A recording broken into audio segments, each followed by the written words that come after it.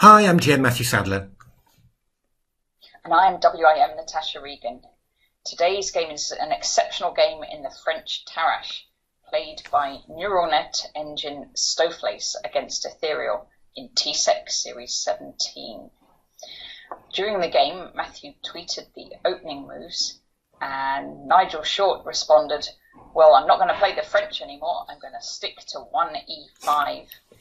This opening worked very well for white. White got a solid pawn center and then played an interesting plan using both the rook pawns. And white sacrificed a pawn in the opening and got really nice play and open lines. In the end, black had to sacrifice a whole piece back, but the end game was a tricky one, but white managed to pull through the win. Yeah, a really, really great game. Maybe the best game so far of the TCEC. So let's have a look at it.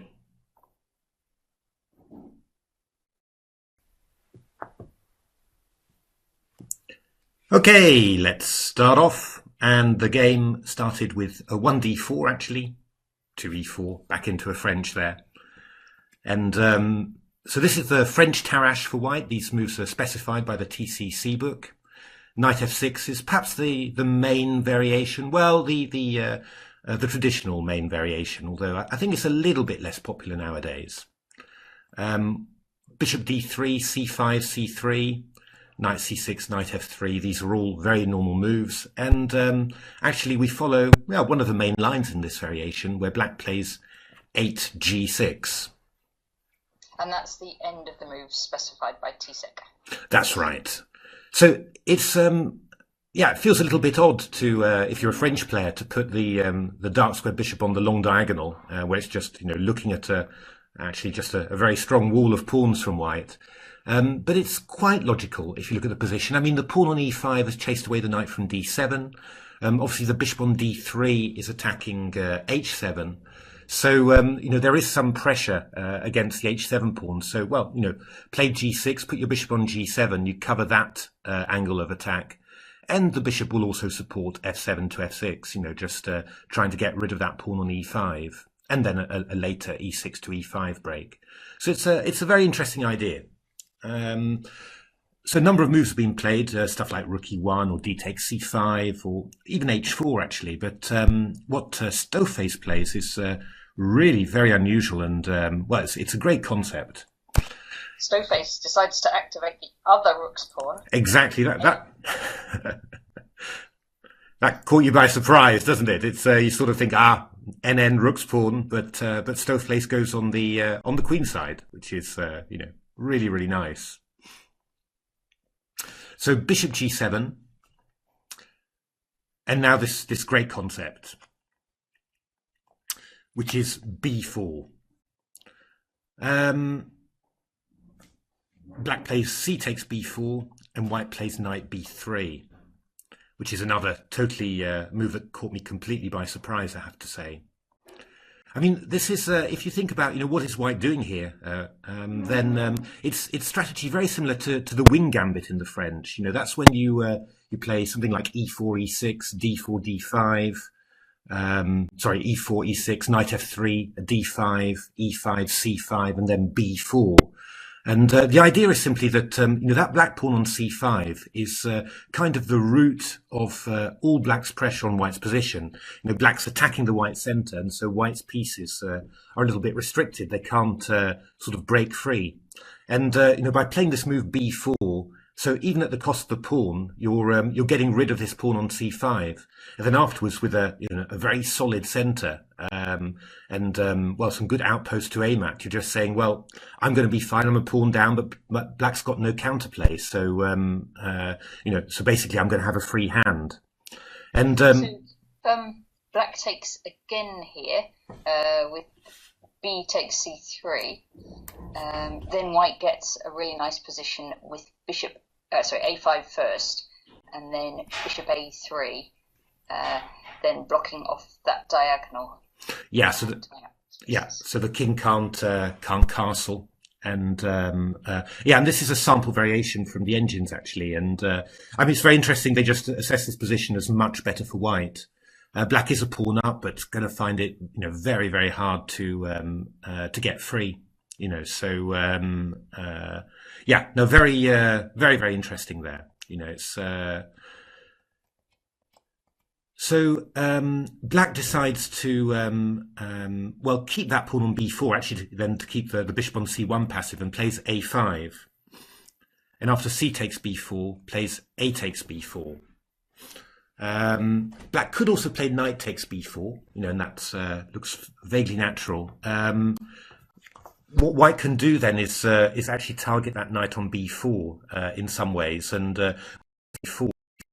Well, there's a variety of games. Bishop b5 was played in my engine games. Also h4, simply giving up that light squared bishop. Although black didn't take it, and playing like this, bishop b5, and then following up with queen d2, attacking that knight on b4. Yeah, I mean, I'm not even sure that this was, the very best way to play for white, but still, there's just all these difficulties that black seems to have. The c file is tricky. Black's development is tricky. That knight on b4 is a target. It's certainly in the games, the practice games that I played between well, my normal Fat Fritz and Stockfish at the moment. Then white was always doing very, very well. So well, with a takes b4, black does open up some counterplay against the a pawn. So at least black's got something to aim for on the queen side now. But yeah, I mean, in principle now, if you look at what white's achieved, the queen side, well, nothing much is happening there at the moment. The centre is solid. Lots of nice open diagonals and squares for white's pieces. So Stoofvlees starts on the other wing. Time to move across to the king side. And what better to start with but h4? Exactly. That's how that's how the NNs always start attacks on wings. Always start off with a rook spawn, and it's a pretty powerful strategy. Yeah, I mean, what should black do here? I suppose black does have one opportunity now. It was probably going to be the only opportunity in the game to break out with f6. But it's very, very risky. Played a number of engine games in this line, knight g5, and knight f6, d takes c5, knight takes h5, bishop e3, and g4. And this knight on h5 was trapped. Funnily enough, Stockfish playing black was reasonably calm about playing this. Well, it was assessing +1 for white as well, so a big advantage. But it did manage to draw some games, from these positions with a few pawns for the piece and well, I mean, some vague chances with the white king exposed. But really, it's nowhere near enough. But I mean, that's the one opportunity black had to break out, because from now on, just playing normally, you could say black just is going to get squeezed and squeezed. So queen d8. And then h5, and yeah, this pawn's coming in either to h6, or even if black castles, h takes g6 is also not stupid, and you're just going to try and attack the weakened black king side. So I mean, lots of possibilities for white there. So black takes quite a radical decision, quite a typical engine decision, actually. We saw Stockfish doing this as well against AlphaZero in some of the games we analysed. Black takes on h5, and just says, well, that rook's pawn is dangerous. I'll get rid of it, and then it's no longer a problem. And here, well, Stoofvlees plays a very, very interesting maneuver, really playing all over the board in actual fact. So Stoofvlees plays 91 here, and that's looking at two different weak pawns in the black camp. One as far as you can get over to the king side, and the other right on the queen side. So the pawn on h5, which is now the queen is lining up on, and also that knight's coming around to put pressure on the pawn on b4. Yeah, I mean, it's essentially, however black reacts, whatever black tries to do, white's got a plan for it, and actually that knight on c2, it's not only going to attack the pawn on b4 and also defend the pawn on d4 along the way. It's also got a path to a great outpost as well. It's a really great move, really fantastic multi-purpose move. So black played queen c7, knight c2, knight b6, bishop g5, again targeting those kingside dark squares. f6 is particularly sensitive. Rook takes a4. So yeah, I mean, black's got its counterplay. It's managed to take the a pawn. But in actual fact, I mean, if you look at how dangerous is that counterplay, well, the a pawn is so far away from white's king. It's not really going to cause an awful lot of inconvenience. And well, there's the other thing that we saw in so many AlphaZero games against Stockfish, that well, when you get rid of a pawn in front of a rook, that rook gets developed. And if you look at what's happening here, well, basically white's ended up with a rook on the open a file. And certainly when the knight moves into c4, I mean, black's trying to get some counterplay. And there's a great square on a8 now for the white rook. So it's one of those positions simply that everything you do with the black pieces, somehow it just seems to make matters worse. It's just because white's got so much mobility and so many possibilities. So white played knight e3, and here you start to see the second point to this knight e1 maneuver. Okay, it was on c2, defending d4, attacking b4, but this knight is actually aiming for g4 and then f6, which is going to be very, very nasty for black. So in this position, well, if you play something like b5, then I mean, knight g4 is just going to be awesome. Either bishop f6 or knight f6 to follow, and then we'll target that rook on h8. So black decided that some more radical action was necessary, and played knight takes d4. So yeah, black's doing the French idea of getting rid of the central pawns, but yeah, of course, because this pawn on c5 has been removed, it's on b4 now, and it's not attacking the white center, then black, well, can't use pawns to get rid of the white center. It's got to use pieces, and obviously that well, that costs material.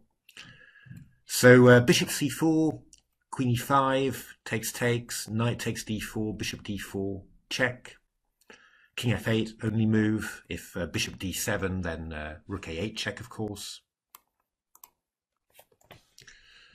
King f8, rook a4, picking up that pawn.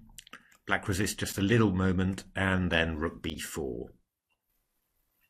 And so now we get to a position where white has an extra piece for 3 pawns, a very interesting endgame. Yeah, it's I mean, it's actually pretty tricky when you think, I've been going on about how well white is playing, but somehow black has, survived pretty well, and well, 3 pawns to the piece is not so bad. The only problem for black is that his pieces are really quite awkward. So the bishop on c8 can't move. The king can't go to e7, and if it goes to g7, for example, then there's very easy rook g4 check chasing it back. So black's development is not that fantastic, and well, this gives white some opportunities to get its own pieces extremely active. I mean, here black played h5, which I think in pretty much all the games eventually black had to play this to cover the g4 square and well, allow the king to escape to to g7. But this actually ends up being a target, quite surprising actually. Knight d3, rook g8, knight e5, so nice pieces getting nice and active, and after rook g7, bishop e2, targeting this pawn on h5, and yeah, it just turns out to be impossible to defend it. So well, basically, instead of 3 pawns to the piece, it's 2 pawns to the piece, And of course, as yet, black hasn't managed to exchange off any more pawns, which is, of course, the key drawing mechanism for black, to try and exchange off all the pawns and just leave pieces on the board. So it's quite interesting. Stoofvlees doesn't take the pawn on h5 immediately. It just waits a little while. It says that it's just doomed. And actually, this when black protects it, this means that white actually creates a passed h-pawn rather than just taking the h-pawn with its rook. So works out quite beautifully. Even here it doesn't hurry, because after bishop c8 it's got f4, and now this bishop e2 is attacking the pawn on h5. So that pawn on h5 is going now. King d6 gh, so that's pretty nice. The rook, yeah, has to block it really, otherwise it's really going to get very painful. Very painful, of course, this pawn. And now white does a little bit of work, just protecting the pawn with its king, and then activating through the open files on the other side of the board. I mean, classic stuff. You've got more mobility. You tie down, the opponent's rook on one side, and then you invade on the other side. And well, the easiest way to do that is to get rid of the bishop, which gives an invasion square on b7, and then attacking some more pawns there. So black plays rook h6, trying to keep that defensive line. The pawn on f6 stops the king on h4 from getting active. But now the bishop comes to d3 and is going to go to g6 and completely shut away the rook.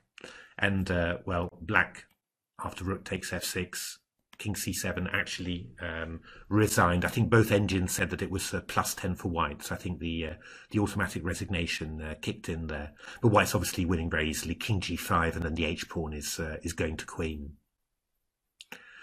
So there we are. I hope you enjoyed that game. I thought it was a stunning opening concept from Stoofvlees, I have to say. In some, pretty major line for black, and this, first of all, especially the idea of, using both sides of the board. First of all, before, going into it with a rook's pawn march on the king side. First of all, using this queenside play just to stabilise the situation, make sure that the centre was completely solid, and then afterwards you play with on the other side, with basically no black counterplay. And and this idea, knight e1, really combining play on both sides, two weak pawns on both sides of the board, and well, this other option that came into the game, that the knight didn't just attack the pawn on b4, but also came round to e3 to g4. That's really, beautiful mobility and everything multi-purpose basically, and that's so hard to deal with black.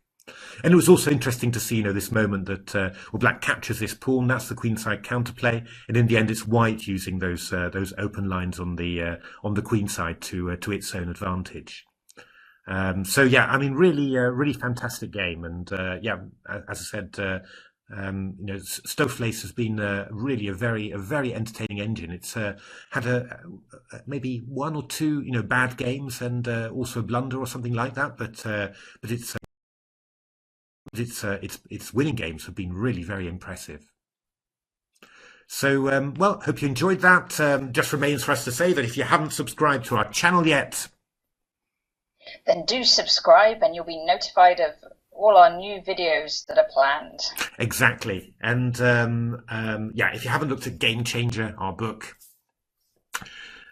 yes, it's a great read.